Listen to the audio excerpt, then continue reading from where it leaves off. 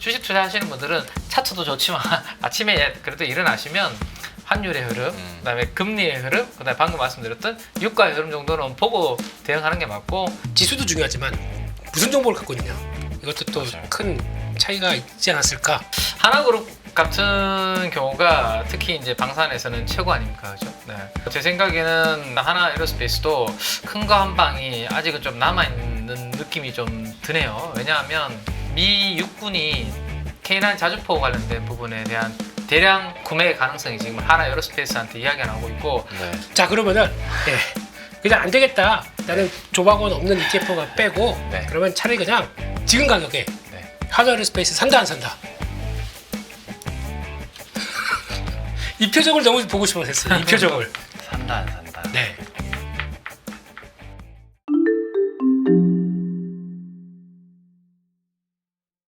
중동발 이슈들이 계속 나오긴 했는데 양 시장은 1%씩 올랐습니다. 어떻게 보셨어요? 지난주 금요일 날 안 나온 게 다행 아닌가 싶습니다. 네.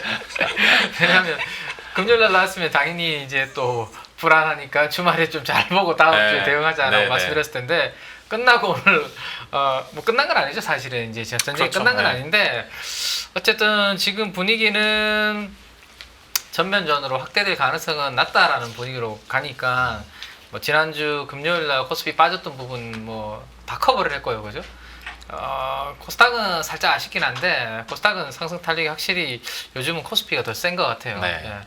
그래도 어쨌든 코스닥도 반등을 좀 주는 모습이었는데 뭐 좀 전에 아까 중동 전문 기자님께서 뭐 네. 호르무즈 뭐 해협 뭐 봉쇄 관련된 이제 뭐 그런 이야기를 하셨는데 그러한 부분으로 뭐 극단적으로 뭐 가거나 아니면 뭐 추가적으로 우리가 상상하지 못한 그 이상의 뭔가 치고박는 정도가 아니면 근데 지금 어느 정도 이란의 패는 대부분 지금 이제 할 수 있는 게 크게 없다라는 걸 다 알고 있는 분위기이기 때문에 이 정도 선에서 이 이란과 이스라엘 관련된 이슈로 인한 시장 변동성은 오늘로서 잘 좀 마무리가 이제는 좀 됐으면 좋겠는데요. 뭐 앞으로 또 어떻게 하는지는 그건 봐야 될 것 같아요. 어쨌든 우리나라는 확실히 센 것 같습니다. K 불장이라고 이야기가 오늘 막 돌아다니던데 하루 만에 이렇게 커버를 하는 거 보면 진짜 에너지는 되게 강한 그런 생각보다 되게 강하네요. 네, 알겠습니다. 대표님께서는 오늘 시장 어떻게 보셨습니까? 네, 그 금요일 날 나온 사람입니다. 네. 그때 뭐라고 하셨어요, 금요일에? 이렇게 될 줄 몰라? 죄송합니다. 예. 뭐 그냥 다소 고시 말씀을 드렸고요. 네, 그냥 뭐 주말 사이에 무슨 일 있었어요? 네.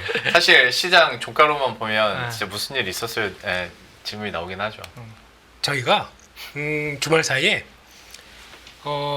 과거 십자군 전쟁부터 중동의 전쟁부터 막 공부하고 그런 때 보니까 조회수 막 폭발하더라고요. 그런 거 나왔던 때 그리고 거기다가 무기 체계부터 드론과 초음속 미사일이 그 결합됐을 때 뭐냐 막 폭발하더라고요. 원래 그런 콘텐츠 조회수 잘 나오잖아요. 솔직히 저희도 그렇습니다. 여담뉴스 경제TV도 저희도 이제 그런 위대하신 분이 계시다 보니까 그걸 하는데 중요한 거는 그거 보고 긴장을 열심히 혹시 넥스트 트레이드의 아침 장전에 8시부터 9시까지 했던 흐름 보셨어요? 아니요, 안 봤어요. 쫙쫙 빠지더라고요. 지난주 금요일 날도 넥스트 트레이드에서 추가로 더 한 2~3%씩 빠르지더니 또 그러더라고요. 그래서 어떻게 해야 되겠습니까? 뭐 지난 거니까 뭐 그냥 그런 모습들이고 근데 지금 분위기는 일단 예전에 그러니까 시장이 그런 것 같아요. 솔직히 오늘 삼성전자를 갖고 있었다. 지난주 금요일 날 또 좀 약간 그 이성우 이사께서 조금 그런 얘기해서 좀 회자가 되긴 했습니다. 뭐라고 하셨는데요? 쌍디읒 미음칫 이응 이런 쪽으로 생각하지 마시고요. 그냥 금요일 날 2부는 약간 예능 아시죠? 팀장님 예능 방송이다 보니까 그런 쪽으로 얘기를 해서 뭐 그렇다고 했는데 그러다 보니까 이제 그쪽을 갖고 있었으면은 왜요? 얼굴이 왜 그러십니까? 뭘까요? 이 초성이 비방용이에요? 아니요, 근데 저, 방송에서 말씀을 하신 걸 거예요. 말했죠. 예, 뭐 근데 이사님께서 하신 말씀이라 옮기기가 좀 그렇죠. 그래서 예, 다음 주에 그런 그냥 거죠? 또 다시 한번 리바이벌 할 테니까 뭐 그때 네. 뭐 보시고요. 네. 예, 제가 한 게 아니니까 저는 알겠습니다. 정도의 방송을 해야죠.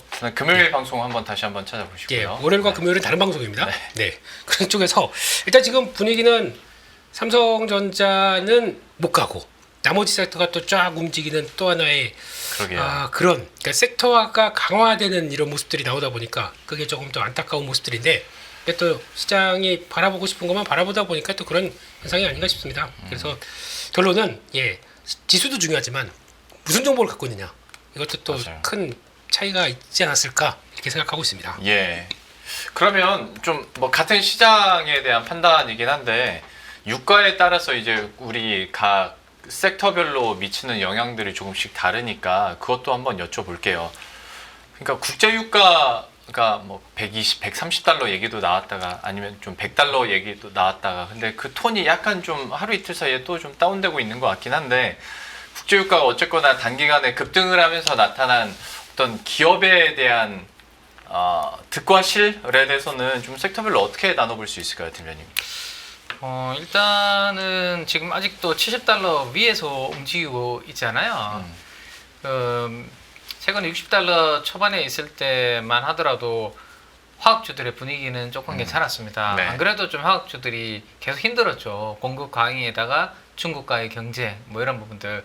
그러면 이제 화학주들이 그나마 이제 앞에 전방 산업이나 뭐 주로 이제 뭐 중국이라든지 이런 쪽이 경기가 안 좋아졌을 때 그나마 좀 숨통을 치려면 원가 부분 비용이잖아요. 비용이 이제 좀 줄어들어야 그렇죠. 되는 부분이 있습니다. 네. 뭐 제품 판매 가격이나 에틸렌이나 이런 부분들 제품가를 올리지 못한다면 그건 고정이 돼 있다라면 적어도 싸게 만들어야 되는 부분들이 있지 않습니까? 네. 그럼 대부분의 이제 우리가 뭐 나프타라든지 이런 부분의 베이스는 당연히 석유화하고 연동이 되어 있기 때문에 낮은 베이스의 유가는 그나마 이제 화학주들한테는 조금 숨통을 칠 수 있는 부분이 생긴 거죠. 그리고 이제 우리나라 베이스는 어쨌든 NCC 베이스이기 때문에 우리 유가가 가스 대비해서 좀 안정만 보인다면 에탄이라든지 ECC라든지 이런 것 대비해서 경쟁력도 생기고요. 근데 이제 최근처럼 다시 유가가 이렇게 꿈틀거려서 뭐 70달러 위로 막 이렇게 올라가 버리면 제품 가격 올릴 수 있으면 괜찮아요. 그래서 지금 시장에서 섹터를 볼 때 이 올라가는 비용을 전가할 수 있는가 없는가를 보면서 섹터를 선택하는 게 되게 중요한 거죠. 예. 그러니까 오늘 이제 SK였나요? SK가 뭐 대규모 AI 데이터 센터 건립한다고 해서 뭐 거기에 이제 밸류 체인으로 엮일 수 있는 것들 당연히 SK 하이닉스가 움직였고 네. 그다음에 뭐 우리 그 변압기라든지 이런 전력 인프라 관련된 종목들도 움직였는데 대표적으로 전력 인프라가 관련된 변압기가 그런 상황이거든요. 미국의 그 변압기 관련된 가격들 그 프레드에서 이렇게 뽑아보면 여전히 최고가로 가고 있습니다. 그런 상황이라면 공급이 되게 타이트하다는 이야기거든요. 네. 그러면 이제 원가라든지 비용이 좀 올라가도 충분히 제품 가격에 전가할 수 있는 그런 쪽이 그들 쪽이고 대표적으로. 근데 석유화학을 만약에 유가 올라오는 만큼 비용 올라오는 만큼 제품 가격을 막 올릴 수 있는가? 그만큼 우리가 경쟁력이 있을까를 생각해 봤을 때 좀 쉽지는 않은 그런 부분들이 있죠. 그래서 유가가 다시 70달러 아래로 뚝뚝 떨어지면 석유화학주들한테는 그나마 좀 좋을 텐데 만약에 좀 70과 80달러에 지난 분기보다 이렇게 높은 레벨에 있으면 그들은 조금 부담스러울 수 있는 부분들이 될 것이고요. 대표적으로 또 하나는 이제 뭐 운송 쪽으로 볼 수 있겠죠. 예를 들어서 항공 같은 경우는 비행기 거대한 비행기를 움직이려면 당연히 이제 거기에 기름을 네. 가지고 움직이는데 항공 제트유 같은 부분도 당연히 이제 유가에 약간씩 연동되는 그런 부분들이 있죠. 옛날보다는 덜하긴 한데 그래도 아직도 그런 부분들이 있기 때문에 대신에 이제 우리 해운주 같은 경우는 지금 이제 그쪽으로 배들이 안 가려고 한대요. 네, 거기 그렇죠. 괜히 갔다가 그래서 그쪽으로 잘 안 다니려고 하니까 그러면 그쪽으로 다니는 운임이 그러면 이제 상대적으로 이제 조금 비싸지겠죠. 그래서 그런 부분들이 그나마 뭐 해운주들한테 있을 수 있고요. 마지막으로 하나만 더 말씀드리면 혹시라도 호르무즈 해협을 뭐 봉쇄할지 안 할지는 우리는 모릅니다. 네. 모르는데 이란이 만약에 그러한 강수를 좀 뒀을 때 유가가 지금 72달러 정도 WTI 기준으로 움직이는 것 같은데 순간적으로 80달러를 이렇게 찍을 수도 있고 네. 80달러로 약간 이렇게 또 당분간 머무를 수도 있어요. 그렇게 네. 되면 이제 어떤 일이 벌어지냐 하면 유가가 이제 조금 레벨이 비싸졌잖아요. 네. 그러면 이제 시추 관련해서 이제 또 모멘텀이 생길 수 있거든요. 음. 기름을 퍼올려서 좀 가격을 좀 또 낮춰야 되는 그런 부분들이 생기죠. 그러면 이제 이 시추는 우리나라에서는 없지만 대표적으로 시추가 많이 증가했을 때 우리나라의 관광 회사들이 지난번에 무슨 동해 뭐 대왕고래였나요? 대왕고래. 알래스카 이야기 나왔을 때 한 번씩 움직였다가 지금은 모멘텀이 좀 조용하면서 멈춰 있는데 혹시라도 유가가 뭐 이란의 어떤 이슈로 인해서 80달러 위로 튀어서 거기에 좀 가격이 고정이 된다 당분간 그러면 또 이제 안 보던 관광 관련된 부분들이 시추와 모멘텀이 엮이면서 또 한번 움직일 수 있는 그런 뭐 부분도 될 수 있다. 그래서 뭐 유가와 관련해서는 이렇게 몇 가지 정도 정리를 좀 해드리면 되지 않을까 싶습니다. 그 마지막 강과는 근데 단기적으로 참 타이밍 잡기는 어렵죠. 않겠네요. 네. 결국에는 유가를 보면서 그러게요. 80달러 위로 올라가서 뭐 가면 한 번씩 트레이딩할 기회가 있으니까 계속 유가는 지금 좀 당분간 투자하시는 분들은 네. 우리가 주식 물론 이제 이 바텀업을 하시는 분들은 사실은 매크로 지표들이 그렇게 중요하진 않은데 크게 보면요. 그 세 가지 지표 금리, 환율, 원자재 가격은 거기에 연동받는 우리나라의 산업은 거의 제 생각에는 한 60, 70%는 대부분 연동이 돼요. 그래서 그 흐름은 주식 투자하시는 분들은 차트도 좋지만 우리가 차트 공부해서 5일선, 11선 보는 것도 좋은데 아침에 그래도 일어나시면 환율의 흐름, 그다음에 금리의 흐름, 그다음에 방금 말씀드렸던 유가의 흐름 정도는 보고 대응하는 게 맞고 방금 말씀드렸던 그 강관을 하려면 적어도 유가의 흐름은 보면서 대응해야 되니까 그런 부분들은 좀 염두를 좀 해두셔야 되지 않을까 싶습니다. 알겠습니다. 그리고 앞에서 팀장님께서 좋은 포인트를 또 얘기를 해주셨는데 이렇게 원재료 가격이 급등했을 때 비용을 전가할 수 있는 섹터 혹은 기업이냐를 잘 따지면서 좀 대응을 하시고 종목 선택을 하시면 좋을 것 같습니다. 그리고 이 전반적인 내용들과 관련해서 대표님께서는 그 UBS의 세일즈 코멘터리 내용 정리해 오셨다고 얘기를 들었는데 이것도 그럼 한번 저희들에게 설파를 해주시죠. 설파요? 예. 무슨 제가 뭐 교주도 아니고 예 그렇습니다. 일단 개인적으로 유가는 세게 못 간다고 생각합니다. 왜냐하면 트럼프 대통령은 일단 이번에 딱 얘기를 했었잖아요. 미리 60일 안에 해결 못하면 뭐 무슨 일이 일어날 것이다 라고 했는데 근데 얘기했지 않았느냐라고 했던 얘기들은 자기 지지 기반이었던 화석연료 기반들을 좀 달래줘야 돼요. 네. 50달러대 60달러 있으면 안 됩니다. 쭉 올라가는 거 용인했기 때문에 그렇게 나왔다고 봐야 될 것 같고 단 80달러대 이상으로 100달러 간다. 난리 나요. 그럼 조금 이따 여기서도 나오겠지만 CPI 바로 튑니다. 맞아요. 네, 그러면 절대 그건 용인 안 할 겁니다. 게다가 호르무즈 해협 같은 경우도 이거를 이란이 봉쇄한다라는 얘기가 많은데 제가 보기에는 못할 것 같습니다. 왜냐면은 잘 보시게 되면은 여기 오만하고 이란 사이에 이렇게 들어가는 게 호르무즈 해협이에요. 예. 근데 오만 쪽은 수심이 낮습니다.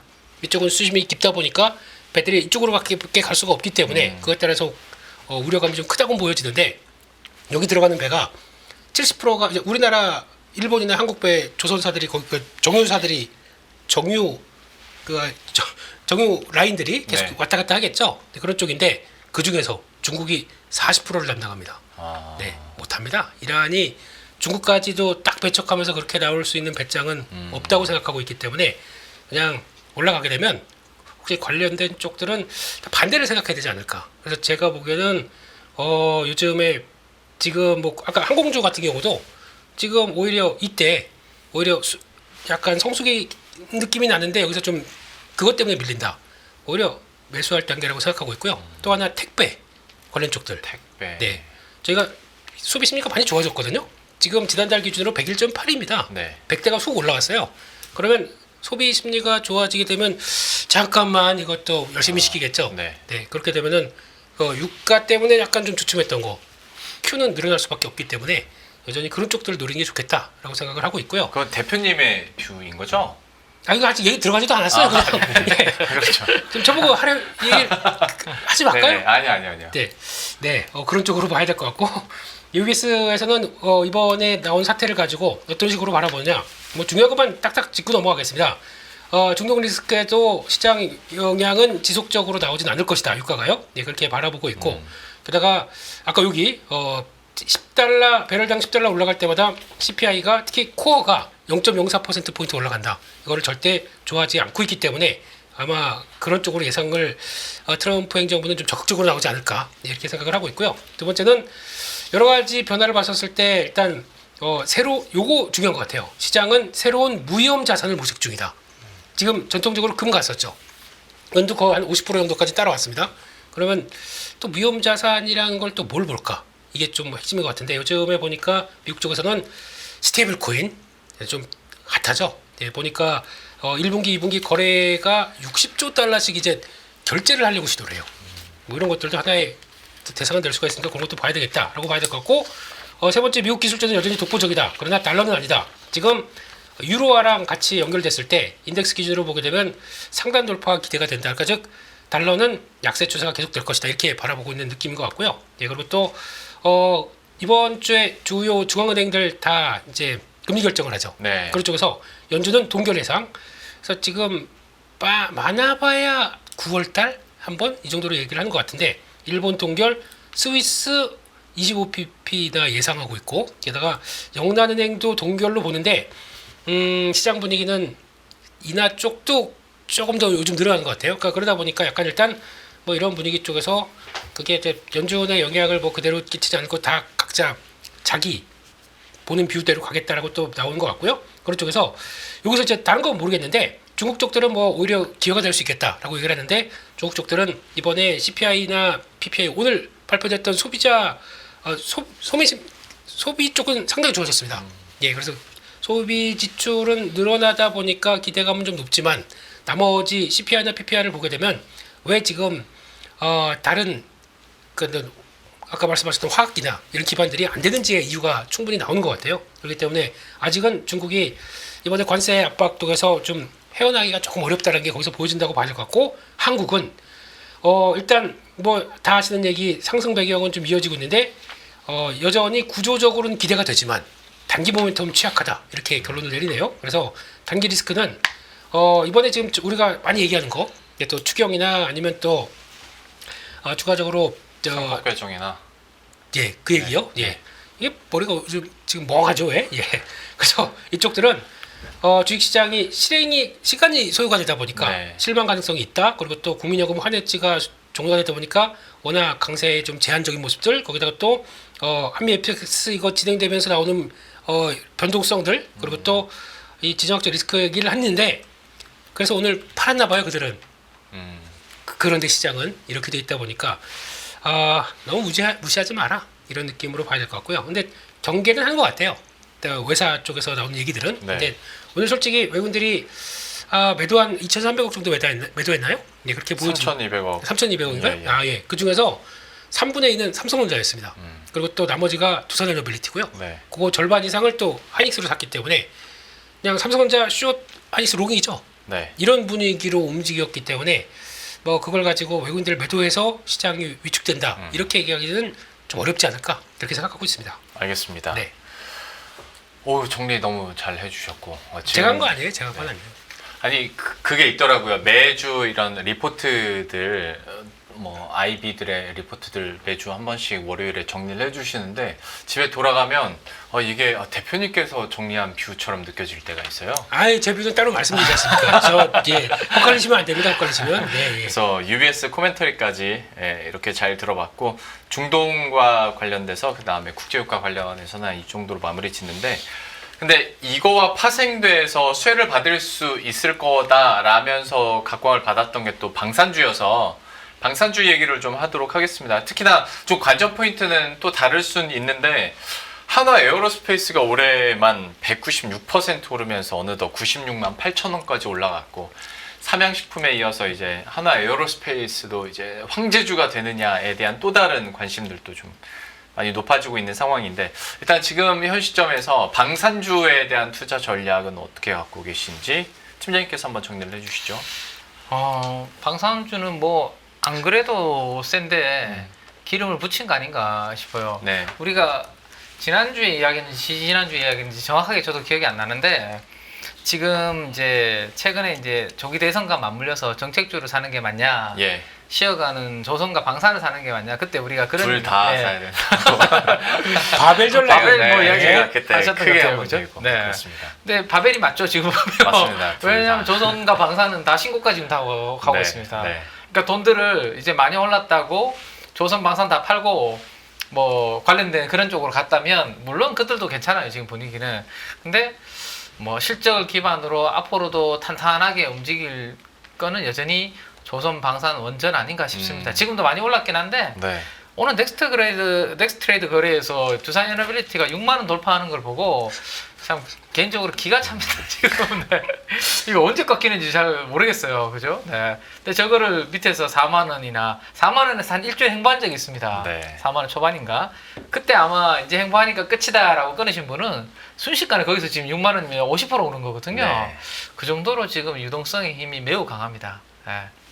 매우 강한데 원전이 저는 조선하고 비슷한 것 같아요. 네. 왜냐하면 원전도 우리가 짓는데 많이 걸린다라고 이야기를 하잖아요. 네. 조선도 짓는데 많이 걸리거든요. 네. 이 사이클은 긴 거죠. 네. 계속 이제 우리가 먹을 수 있는 그런 부분들이 되는 것 같고 방산도 마찬가지죠. 원래 실적이 괜찮아서 원래 증익이 되는 작년에 우리가 아마 월요일마다 방송했을 때 내년도에 증익이 예상되는 대표적인 섹터가 조선, 방산, 엔터 뭐 이렇게 말씀드렸던 것 같은데 네. 그래서 증익이 되는 데다가 최근에 뭐 주변에 이러한 이제 지정학 리스크까지 생기면 당연히 여기에 더 플러스 알파로 이제 숫자가 더 붙을 수 있는 그런 부분들이 방산도 지금은 아직은 뭐 놓을 수가 없고 놓아서도 안 되는 그런 부분 아닌가라는 생각이 좀 들고 하나그룹 같은 경우가 특히 이제 방산에서는 최고 아닙니까, 그죠? 네.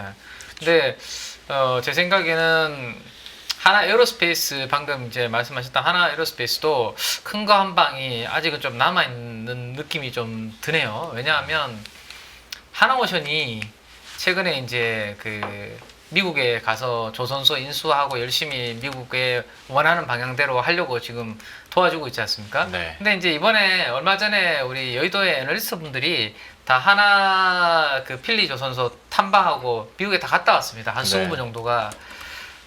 근데 이제 반응 자체가 느낌이 HD 현대중공업은 이 해군 군함 관련해서 미국에 그렇게 적극적이지 않은 모습. HD 현대중공업은. 네. 근데 하나그룹은 상당히 적극적인 모습.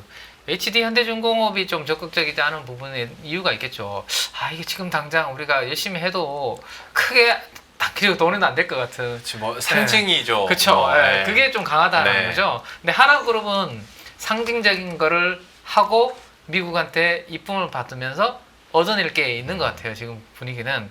최근에 그래서 이야기 나오는 것 중에 하나가 미 육군이 K9 자주포 관련된 부분에 대한 대량 구매 가능성이 지금 하나 에어로스페이스한테 이야기가 나오고 있고 네. 거의 9조 원, 10조 원 이야기가 지금 나오고 있습니다. 그 규모는 최근 현대로템이 단기적으로 가장 세게 움직였지 않습니까? 네. 이 폴란드 2차 관련해서 숫자가 뭐 9조, 10조면 이거 어떻게 되는 거야 막 나오면서 네, 하나 에어로스페이스도 K9 자주포가 미군에 들어간다라는 것은 상당히 의미가 있는 부분인데 될지 안 될지는 모르겠지만 뭔가 하나 미국이 원하는 것을 하나그룹이 좀 지금 잘 해주고 있으니 하나의 선물을 받아올 가능성이 있지 않을까라는 생각으로 계속 좀 볼 필요가 있을 것 같고요. 그 다음에 제가 이제 하나 말씀드리고 싶은 부분은 예전에도 한번 저는 이 분야를 공부하고 있다라고 말씀을 드린 적이 있는데 이번에 왜 그 뭐죠 우리 이스라엘이 이란을 이제 공격을 했잖아요. 근데 이제 공격하고 난 다음에 주말 사이에 조금 이번에 공격과 관련된 이야기들이 이제 나오고 있는데 왜 이란의 수뇌부들 그 다음에 뭐 사령관들 몇 네. 분이 이제 사망했고 그다음에 핵 관련된 과학자들도 몇 명 네. 사망했다 뭐 이렇게 나오는데 이스라엘의 모사드라는 정보기관 많이 들어보셨죠? 네. 우리나라로 따지면 뭐 국정원 정도 되는 여기에서 그 얼마 전에 왜 우크라이나가 거미줄 작전이라고 해서 드론을 몰래 숨겨서 컨테이너에 실어서 보냈고 그리고 컨테이너 박스를 자동으로 열어서 그때 가까운 데서 날려 보내가지고 러시아에 그때 뭐 항공기들 막 폭격을 했던 사태가 있었잖아요. 그래서 시장에서는 깜짝 놀랐죠. 이게 근데 이번에 이스라엘이 한 부분도 우크라이나하고 비슷하게 드론을 요 한번 볼까요? 그림이 이제 하나가 있던데 수개월 전부터 준비를 했다고 하네요. 여행 가방이라든지 트럭 등에 드론 부품이라든지 이런 것들을 밀반입을 시켜놓고 그 가까운 데서 이제 드론하고 이런 것들을 조립해서 조립을 해가지고 쓱 뛰어 올려가지고 그래서 아파트 이번에 폭격한 부분 보면 전체가 무너진 게 아니라 아파트의 곳곳이 이렇게 구멍이 나 있는 부분들이 있거든요. 정밀 타격을 드론을 통해서 했다라는 그러한 이야기들이 나오고 있습니다. 그래서 이런 부분들은 뭐 방공망을 뭐 거의 무력화시키면서 숨어 들어가서 했기 때문에 제가 오른쪽에 이 사진 넣어놓은 것은 얼마 전에 부산에서 해양방산 전시회 갔다 왔을 때 갔다 왔다라고 말씀드렸고 그때 풍산에 드론이 되게 저는 눈에 띈다라고 말씀드렸는데 이 풍산 드론 이 전시해 놓은 게 바로 밑에 여기 탄약이고요. 탄약을 장착한 자폭 드론입니다. 이런 것들을 이제 뭐 가까운 지역까지 딱 해가지고 정밀 타격을 하면 사실은 뭐 당해낼 재간이 없는 거죠. 그래서 러시아도 이번에 그렇게 당했고 이란도 이제 이렇게 당하면서 앞으로 제가 봤을 때는 어쨌든 드론은 이제는 없어서는 안 되는 방산에 있어서 부분이 될 것 같고 지난 금요일 날 미국 시장에 드론 관련된 기업이 하나 상장을 했습니다. 에어로라는 기업인데 티커는 AIRO라는 기업인데 공모가 $10였는데 장중에 $40까지 폭등하는 움직임이 나타나는데 미국에서도 지금 드론 관련된 부분 그다음에 드론을 방어하는 안티드론 관련된 이 산업에 자금이 되게 계속 지금 들어가고 있는 상황이거든요. 그래서 우리가 아는 큰 이제 방산 기업들도 중요한데 큰 기업들 중에서도 이렇게 드론 관련된 부분들을 좀 하고 있는 기업들을 잘 체크해 두시면 좋을 것 같고 이 공격하는 드론을 방어하는 이런 부분들도 앞으로 세계적으로 계속 좀 이슈가 될 수 있으니까 그런 부분들도 좀 방산 내에서는 좀 공부가 좀 필요하지 않나라고 다시 한번 좀 말씀드리고 싶습니다. 여전히 탄력적인 조방환 종목들에 대해서 강조를 해주셨고 방산주 관련 중에서는 이제 드론 관련해서도 포인트 짚어주셨으니까 참고하시길 바라겠습니다. 그리고 뭐 조방원 중에서도 하나 에어로스페이스 제가 뭐 196% 올해 올랐고 두산 에너빌리티도 말씀하셔가지고 봤더니 올해만 248% 올랐고 참 어마어마하네요. 저 한화 시스템도 워낙 올해 많이 올랐잖아요. 네, 그래서 네. 뭐 이제 워낙 잘 아시겠지만 그 한화 그룹주 ETF 있잖아요. 거기도 봤더니 ETF가 올해 139%가 올랐네요. 사실은 원래 왜 우리 직장인분들이 퇴직연금을 ETF로 운용을 많이 하시거든요.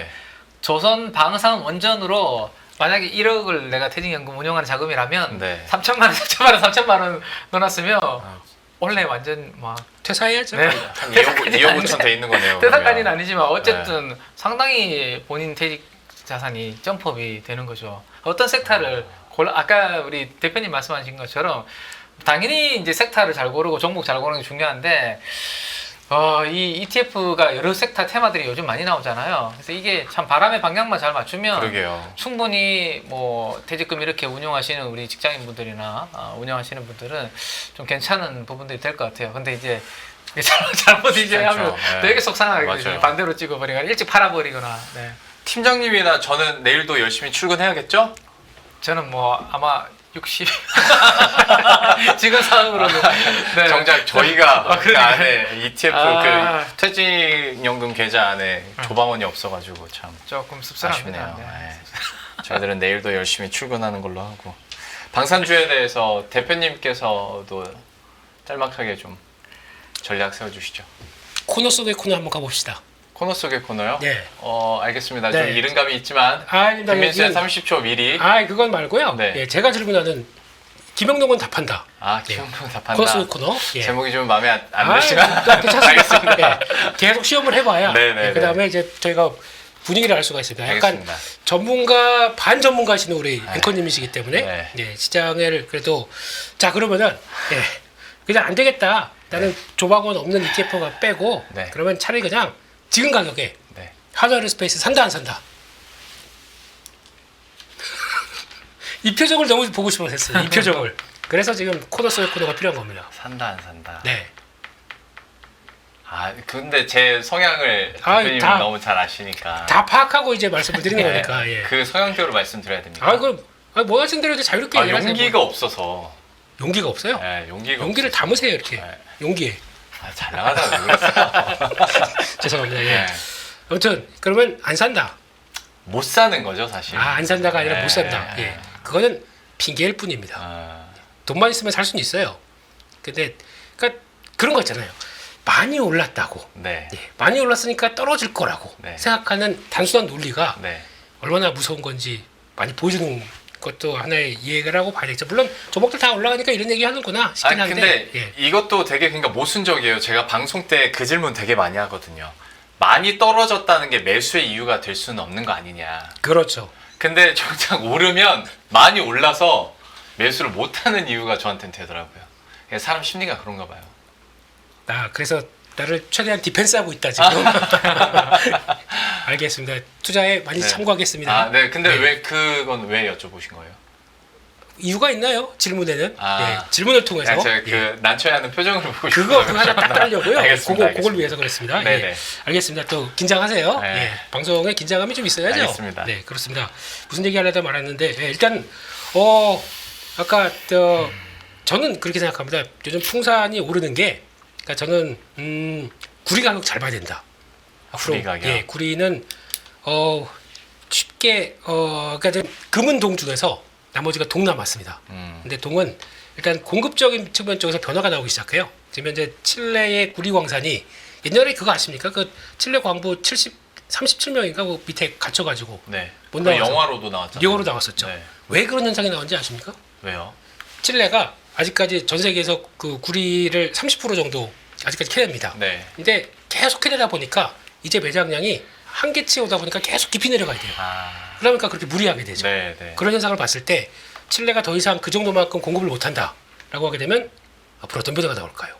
그런 것도 생각하고 있고 그러다 보니까 지금 중국이나 여러 가지 국영 광산 쪽에서 그 국영 기업들이 이제 광산을 통제하려고 합니다. 이런 쪽을 보게 되면 히토리 못지않게 구리도 그런 변화가 나올 때가 들어온다고 생각하고 있는데 그런 마침에 또 데이터 센터 이런 거 막 짓고 있어요. 네. 전력기기 쪽들 막 짓게 되면 대부분이 거의 다 전선 이런 거 다 뭘로 만듭니까? 수요는 폭발하겠죠. 네. 그렇게 되면은 여전히 구리 관련된 쪽들은 잘 봐야 된다라고 한 점 쪽에서 풍산을 접근하는 게 더 합리적이지 않을까 그렇게 바라보고 있고요. 우리나라에서 드론 관련 쪽은 아직까지 한국은 DJI 아시죠? 중국의 그 네. 드론 기업 드론 전문 기업. 거기와 연관 있는 회사들이 한 3분의 1은 많습니다. 그렇기 때문에 우리나라에서 지금 드론 관련주는 솔직히 껍데기인 회사가 더 많고요.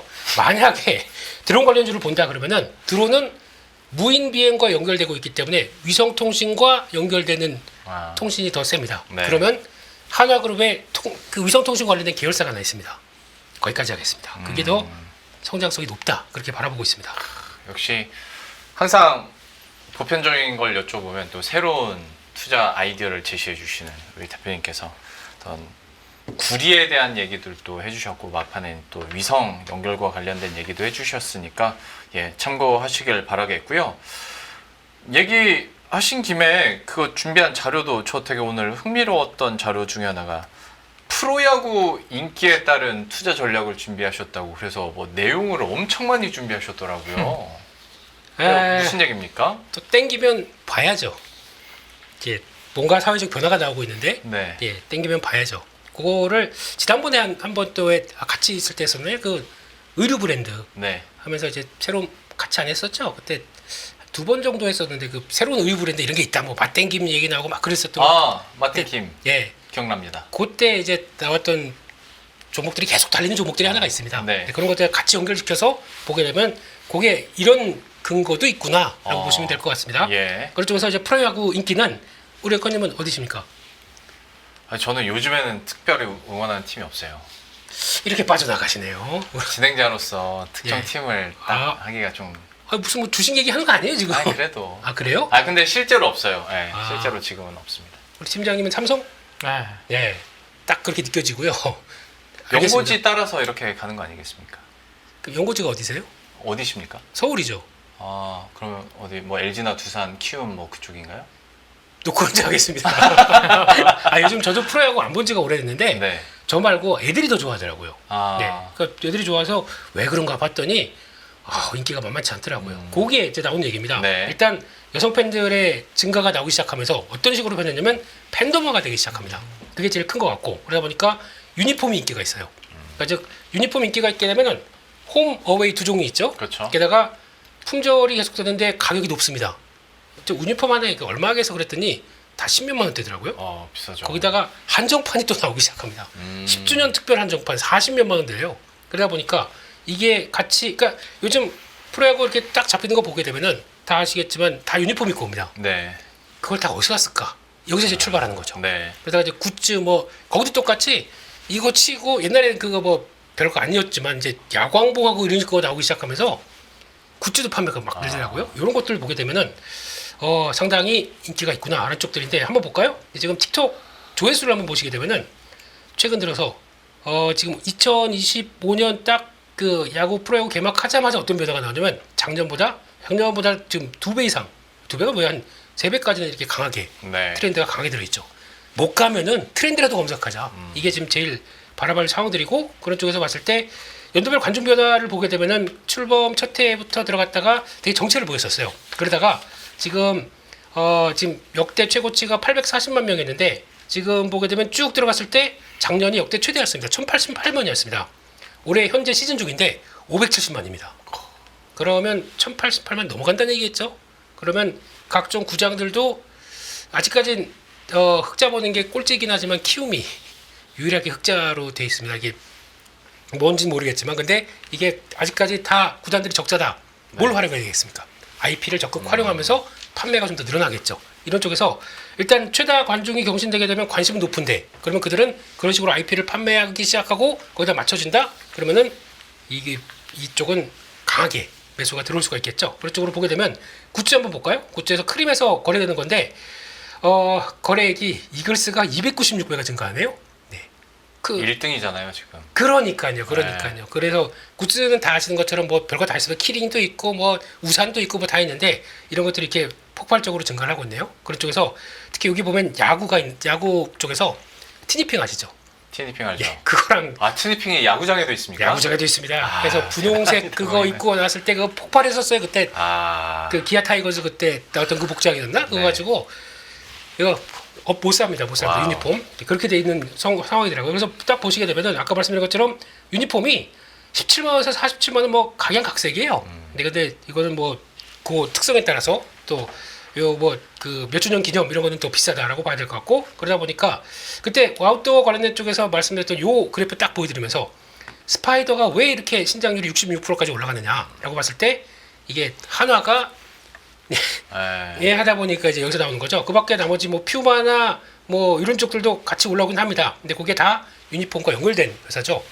스파이더 관련된 회사가 요즘 시장에서는 주도를 하고 있습니다. 의류 쪽에서. 그래서 그거는 그런 모습 그 변화가 다 들어오다 보니까 그런 거고. 그래서 네. 그 회사 이렇게 홈페이지 가서 보니까 스파이더뿐만 아니라 별거 다 하더라고요. 그게 이제 기반이 돼서 레벨업 됐는데 또 화장품 회사도 있습니다.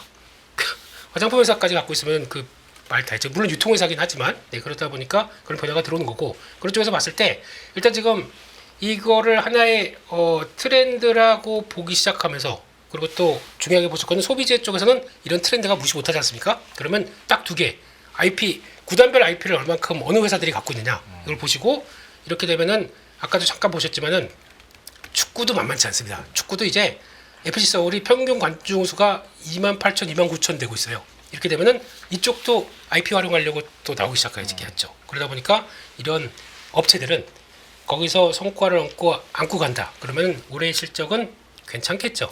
거기까지 하겠습니다. 왜요? 좀 더 구체적인 종목을 얘기하라고요?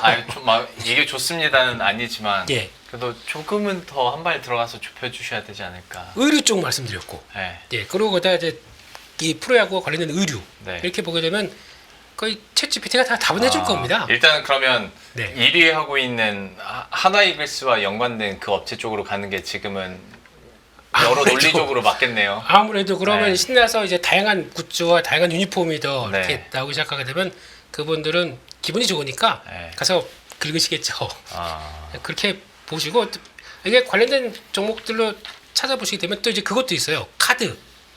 네, 야구 카드. 예. 야구 카드도 이번에 세븐일레븐하고 롯데랑 같이 했더니 뭐한 몇십 한 이틀이니까 안에 품절해 버립니다. 앞으로 이제 야구 카드도 얘들 미국만 있는 게 아니지 않습니까? 한국도 야구 카드가 뭔가 이렇게 되지 않을까 생각도 하고 있고 그렇게 되면 그것도 하나의 모멘텀이 될 수 있기 때문에 한번 이제 프로야구 인기를 주식으로 이상입니다. 알겠습니다.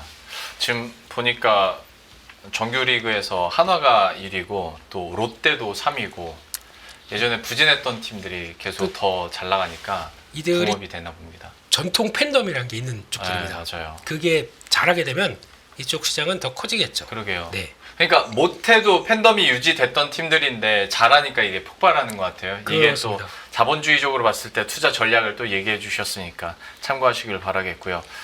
그 삼성이 5위네요. 어떻게 평안하십니까? 그래서 지금 조용하잖아요. 저 키움이요. 네, 키움은 꼴 그렇죠. 그만하겠습니다. 예. 아니, 그냥 제가 뭐 잘은 지금은 응원하는 그 팀은 없지만 키움은 워낙 이제 선수를 키워서 메이저리그는 어디에 팔아서 그걸로 운영하고 해서 팬들한테 안 좋은 얘기를 많이 듣더라고요. 그래서 조용하지 않습니까? 네. 아, 키움이세요? 쉿. 아, 속상하시겠습니다. 왜 괜히 야구 잠바고 다 사가지고 그만하겠습니다. 예. 뭐 커밍아웃 하셨으니까 저도 굳이 옛날에 응원했던 팀을 말씀드리자면 키움 바로 위에 있는 9위 달리고 있는 팀입니다. 네. 두 그렇습니다. 별로 궁금하지도 않아요.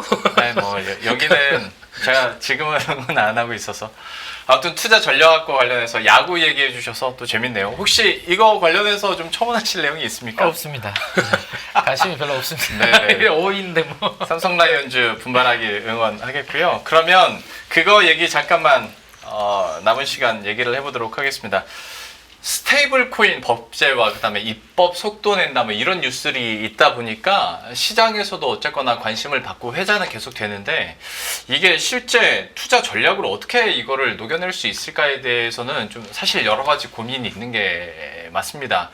스테이블 코인 관련해서는 전략을 좀 어떻게 짜야 될까요, 팀장님? 뭐 이쪽도 지금 유동성 때문에 움직이는 게 아닐까 싶습니다. 네. 그렇죠? 네. 그리고 이제 어쨌든 정부에서 드라이브를 걸고 있는 쪽이고, 그러니까 엄청나게 실적이 단기적으로 나오기보다는 내러티브가 되게 강한 뭐 테마라고 보시는 게 맞겠죠. 그래서 내러티브가 강하다라는 것은 즉 변동성이 좀 클 수도 있다라는 것은 염두는 좀 해두셔야 될 것 같아요. 네. 다만 지금 이렇게 다들 이제 유동성으로 이제 바람이 불 때 뭐 이런 쪽 매매가 가능하신 분들은 편승해서 이제 매매할 수 있는 부분들인 것 같고요. 지난주 월요일부터 기관 투자가들도 바스켓으로 사고 있습니다. 그러니까 별로 이런 것들을 기관 투자자들이 사 이렇게 할 수 있는 종목들을 네. 기관들도 그쪽에 정부에서 이제 뭐 드라이브를 거니까 바스켓으로 이제 사모펀드, 투신, 연기금 그렇게 사는 종목 부분들이 지난주 월요일부터 있었는데 오늘도 뭐 여전히 그러한 수급은 이어지고 있거든요. 그리고 이제 이게 항상 말씀드리지만 우리나라에서만 뭔가 테마가 형성이 되면 그 힘이 좀 한계가 있다라고 말씀드리는데 지금 미국에서 지금 서클 때문에 난리잖아요. 맞아요. 네, 티커는 CRCL이죠. 이 주식을 우리나라 국내 투자자분들도 모니터링을 하고 계시고, 요게 이제 어떻게 되느냐에 따라서 단기적으로 많은 분들이 이제 관심을 보시는데 지난주 금요일 날 뭐 한 20한 5%인가요? 네, 이렇게 끝나니까 오늘 또 이제 서클이 움직였고 제2의 우리나라의 한국의 서클을 찾아야 되는 거 아니냐 뭐 이렇게 된 것 같습니다. 근데 다들 아시겠지만 서클이 올랐던 이유는 뭐 크게 두 가지 정도가 있죠. 쇼피파이에서 이제 USDC 같은 이러한 것들을 결제 옵션으로 제공한다라는 게 있었고, 우리나라 이마트 같은 뭐 쿠팡 같은 회사들도 자체적으로 스테이블 코인 한다고 하니까 야 이제 뭐 진짜 제도권 안으로 법제화되고 이러면 이 스테이블 코인이 미국에서 크게 성장을 하겠네. 그러면 우리나라도 정부에서 드라이브 거니까 분위기 괜찮겠네. 이렇게까지 연결이 되었다라고 그냥 이해를 하시면 될 것 같습니다. 근데 반대로 좀 어두운 쪽이 있어요. 이렇게 되면 그 서클이 아까 조금 전에 급등을 할 때 카드 회사 비자 우리 알고 있죠. 네. 비자 카드 같은 이런 회사들은 결제 시장을 일정 부분 약간 내어주는 느낌이잖아요. 네. 그러면 이제 카드 수수료가 감소할 수 있는 그런 부분들이 생기면서 지난 금요일 날 장중에 크게 하락을 하는 그런 모습이 나타났습니다. 그래서 스테이블 코인 성장에 따라서 좋아질 쪽과 약간 피해를 볼 쪽도 이런 것들이 좀 나타날 것 같고요. 그 다음 이제 국내에서도 사실은 근데 중소형주들이 워낙 많아가지고요. 네. 네. 뭐 그러니까 암호화폐 거래소 가지고 있는 거래소의 지분을 가지고 있는 회사들, 네. 뭐 그러면서 막 화끈하게 또 올라가는 부분도 있고 한데 저라면 조금 안정적으로 한다면 오늘 왜 SI 업체들, 네. 시스템 통합 업체들, 삼성의 SDS도 크게 올랐고요. 그다음에 롯데 정보통신인데 네. 사명을 변경했죠. 네. 그 회사도 오늘 거의 상한가를 갔습니다. 그 회사가 만들어놓은 그 메타버스 세계에 결국에는 스테이블 코인을 통해서 결제할 수 있는 그런 기대감이 오늘 만들어지면서 상한가를 갔고, LG그룹의 SI 업체라면 LG CNS인데 LG CNS는 이미 예전부터 이러한 부분들에 대한 내용들을 진행을 해왔었거든요. 네. 뭐 서울시라든지 이런 부분들도 해왔기 때문에 뭐 이 대기업 쪽에서 우리가 본다라면 LG CNS 같은 이런 기업들도 충분히 공부해볼 만한, 이게 신규 상장 주식입니다. 네. 2월달에 상장돼서 이제 막 4개월 정도 됐는데 신규 상장 종목이기 때문에 수급이 한번 쏠리면 한번 또 이렇게 불이 붙는 부분도 있겠죠. 오늘 주가가 좀 올라서 시가총액 한 7조 정도 된 것 같은데, 보통 우리 시가총액이 이제 10조 정도 수준 가깝게 올라오면 과거에도 뭐 여러 가지 패시브 자금들이 들어올 수 있다라는 그런 부분들도 좀 이야기도 좀 나올 수 있는 부분이 있고, 외국인 지분율을 한번 보시면 꽤 규모가 크고 유명한 대기업이잖아요. 네. 근데 외국인 지분율이 오늘은 제가 오늘 종가까지는 안 봤는데 지난주 금요일 기준으로 이제 막 2% 정도 그러네요. 네. 아, 그래서 2.1%. 다른 대기업 뭐 SI 대비해서는 아직까지 외국인들이 좀 들어온다면 충분히 더 들어올 수 있는 룸은 좀 되지 않을까라는 생각도 해보게 되고, 다만 이제 2월달에 상장됐으니까 6개월 되는 8월 정도가 락업 물량이 이제 또 나오는 부분들이 있습니다. 이 신규 상장 종목들은 항상 뭐 1개월, 3개월, 6개월 뭐 이런 것들을 네. 물량을 좀 체크를 잘 하셔야 되거든요. 그래서 뭐 지금 당장은 분위기 좋고 해서 뭐 기간 외국인 수급이 빈집이었기 때문에 막 들어오면서 분위기는 좋은데, 어쨌든 나중에 그런 부분들도 있을 수 있다라는 것도 염두에 두시면서, 뭐 작은 종목들을 내가 변동성 커서 트레이딩하기 좀 어렵다라면 대기업에서 이러한 이제 스테이블 코인 쪽을 진출할 수 있는 후보군들에 대해서 뭐 삼성도 저는 충분히 그 후보군 중에 들어갈 것 같은데요. 이렇게 공부해 보시는 거는 지금 분위기 상에서는 괜찮을 것 같습니다. 스테이블 코인과 관련된 여러 가지 투자 아이디어들을 얘기를 해주셨고요. 대표님께 한 1분 30초, 2분 정도 드릴 수 있을 것 같은데, 그러면 작은 쪽은 얘기를 해주셨으니까 만약에 좀 큰 대기업 쪽으로 봤을 때 이 모멘텀으로 카카오나 네이버에 대한 투자 의견은 어떻게 갖고 계세요? 좋게 봅니다.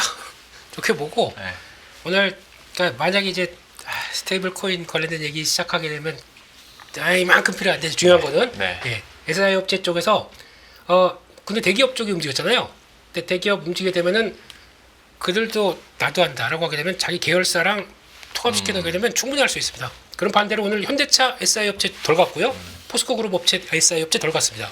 또 내일에도 당장 움직일 수 있겠죠. 그건 한번 보셨으면 좋겠고, 게다가 이 모든 사태의 가장 큰 수혜는 별거 없습니다. 딱 하나입니다. 어디요? 증권주입니다. 증권주. 네, 그렇게 바라보시고, 증권주도 되게 선택적으로 근데 오르던데요, 이것도. 뭐 어떤 게 먼저 갔다가 뭐 말았다가 하긴 하는데 뭐 결국에는 수혜는 그쪽이라고 봐야 될 것 같고, 예. 이제 지금부터는 스테이블 코인 약간 좀 주춤한다. STO 봐야죠. 이게 또 다음 또 어차피 대통령 공약집에 가상화폐 얘기 나왔었고, 그 다음 스테이블 코인 나왔었고, 그 다음에 STO입니다. 맞아요. STO 관련주 지금부터 봐야죠. 아. 이상입니다. 근데 아직 이거는 입법 얘기도 안 나온 상태인데 미리미리 준비하는 차원에서 진짜. 이번 주부터 네. 자본시장법 개정안이 네. 시행되기 시작하면서 가장 첫 단계 들어오기, 그러니까 조각 투자에 관련된 시행 개정안이 이번 주 안에 들어오기 시작합니다. 네. 그거 나왔다라고 하게 되면 이미 늦어요. 그러니까 미리미리. 오케이. 미리미리. 네. 알겠습니다. 코인과 관련돼서 투자 아이디어들 또 여기선 새롭게 나왔으니까 대표님께서 말씀해주신 그 부분도 참고하시길 바라겠고요. 오늘 두 분과는 여기서 인사드리도록 하겠습니다. KB증권 프라임클럽의 민재기 팀장, 레몬리서치 김민수 대표와 함께했습니다. 오늘 말씀 고맙습니다. 매일 돈을 쓰는데 그 가치는 누가 정할까요? 정답은 슈퍼달러 슈퍼리치에 있습니다. 복잡한 공식은 빼고 투자 타이밍을 잡는 환율의 핵심만 담았습니다. 빠르게 변화하는 금융시장, 그 중심엔 언제나 환율이 있습니다. 오늘부터 환율과 썸 타볼까요?